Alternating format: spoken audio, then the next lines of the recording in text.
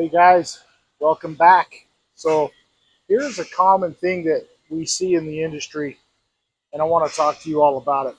And it's why it's probably one of the most widely misdiagnosed problems that we see with turbos and turbo actuators. So let's get to it. All right, I'm going to flip it around and I'm going to show you what we have here, and we'll get into it. All right, so hold on a sec. So as you can see right here in the PCM, we got a whole bunch of different codes.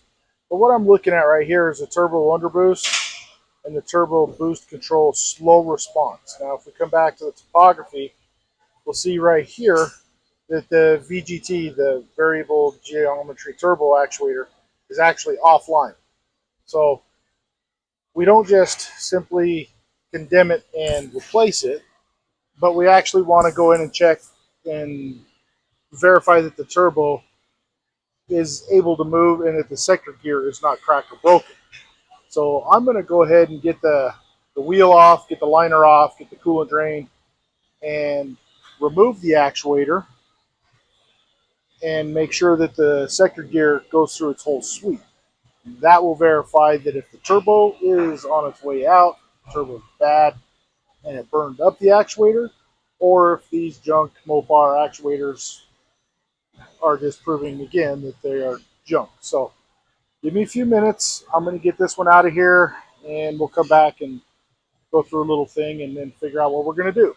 So don't go anywhere. All right.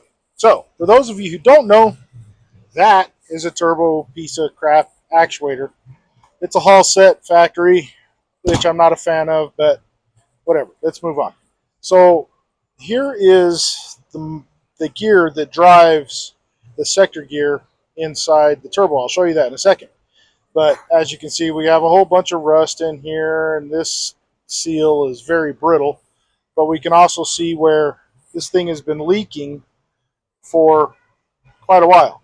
It's due to, these gaskets getting brittle because of the heat of the turbo. But did the actuator fail or did the turbo fail? Now let's move over here to the turbo. Don't mind those wires. Those are the customer's attempt at putting rock lights in his wheel liners. I will see if I can reroute that a little bit, try and make it a little bit safer instead of right there on the heat shield for the turbo. But for this video, we're talking about the sector gear, which is this guy right here. Now, if you look, there's a line right there on the body. When you move it over, it meets up with that line, and you can see there's a line right here as well. And if we move the sector gear back and forth, it goes right up to the lines on both sides. Now this gear is moving freely in both directions. You can hear a definite thunk as it hits both sweeps, which means that the vanes inside of the turbo and the plate are moving freely. There is nothing binding them.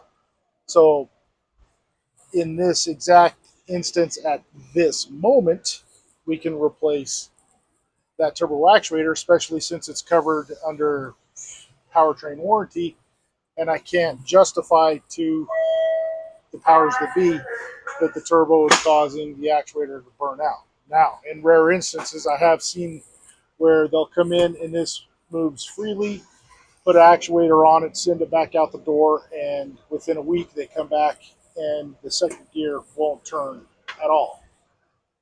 Again, back to manufacturer warranty. I can't justify a turbo right now as much as I would love to put one in here so that the customer doesn't have any more issues with it for a little while at least. Because again, it would be a factory warranty replacement and not, like a fleece cheater or something like that. However, this second gear is moving freely and we have no communication with the turbo actuator, so we're going to replace the actuator. Now, I don't like that, but hell, what do I know? I'm just a tech. Anyway, I'm going to get to replacing this turbo actuator, and when I get to that point, we'll go through, like the procedure that we have to anytime we replace just the actuator, and let you guys see that. So stick around for a few. I'm going to clean up that surface, get a new actuator over here for parts, and get it installed. Alrighty guys, got the new actuator. Here's what you get in the kit. You get this nice stupid alignment dowel because the marks that they leave on the turbo aren't good enough. Another set of gaskets because the set that's in here, I don't know, they're not good enough either. Bullshit. I've got a whole drawer full of these things. You have your lube, which is extremely important. You need to put it on that sector gear right there. You get a new set of bolts and then 2 alignment pins. So these are for, like, you know, your guy that's done none of these and is on his first one and has a hard time putting square blocks into square holes type of a thing.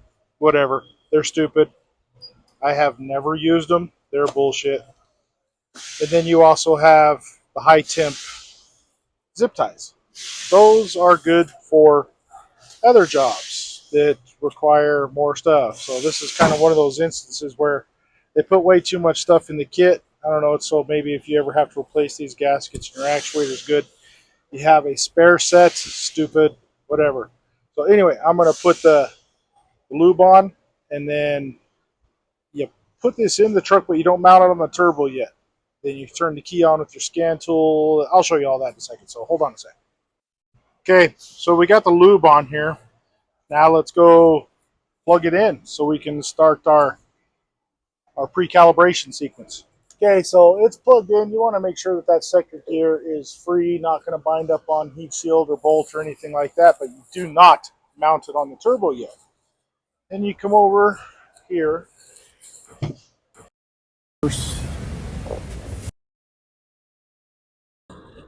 Push button, whatever. Mag tool is plugged in. We will come over and hopefully my white tag got to plug in. So hold on a second. All right. So now we come into here. It's going to rescan because the VGT was offline. Now it's going to come back online. But there's going to be some codes. VGT is back online. Come into PCM. Let's go into miscellaneous. And you have turbo actuator pre-aligned down here. Click that, follow the directions. Before continuing, ensure the VGT actuator has been removed from the turbocharger but is still plugged into the wiring harness. Hit continue. It's going to give us a tutorial, and then please install the actuator on the turbo. So when we do install the actuator on the turbo, let me raise this up just a little bit, make it easier for me to try and do this one-handed.